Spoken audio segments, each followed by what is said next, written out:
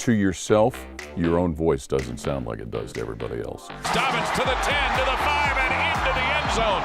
I still don't know that I have a good voice. I hear other people's voices and think they have great voices, but to me, it's just noise that comes out of my mouth. Tito, you mentioned John Cooper. I think now when these guys have finished, they've come back to Columbus or stayed in Columbus. My name is Paul Keels, and I've been the play-by-play voice of the Ohio State Buckeyes since 1998.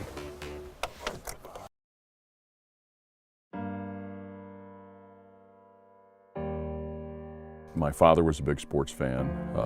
My brothers, who were younger than me, but they were big sports fans. You know, back in the 60s, there weren't a lot of games on TV, so you followed them on the radio. We would at night listen to the Reds and be able to follow them, and it just seemed to be kind of a real hypnotizing connection. Well, what got me involved was at a very early age realizing that the athletic ability was only good enough for rec leagues and pickup games. And I always thought it was great that there were announcers on the radio that connected people to their teams, and it seemed like that would be a neat way to be involved. It's kind of two different existences, being a fan and being an announcer. It's not the same thing.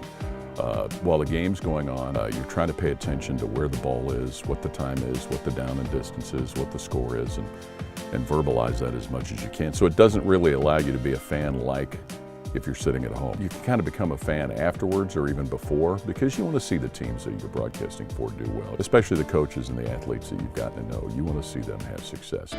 Ohio State's Jayshawn Tate inbounding on the left sideline of the forecourt to Andre Wesson, left corner, drives, gets in the air, and dunks it left of the rim. Come on, Andre Wesson! Tate ahead of the circle, shoots a straight on three and drills it with 3 seconds left in the half. I do have a few friends that like to embarrass me, and will say, hey, do you recognize that guy's voice? Do you listen to the games on the radio?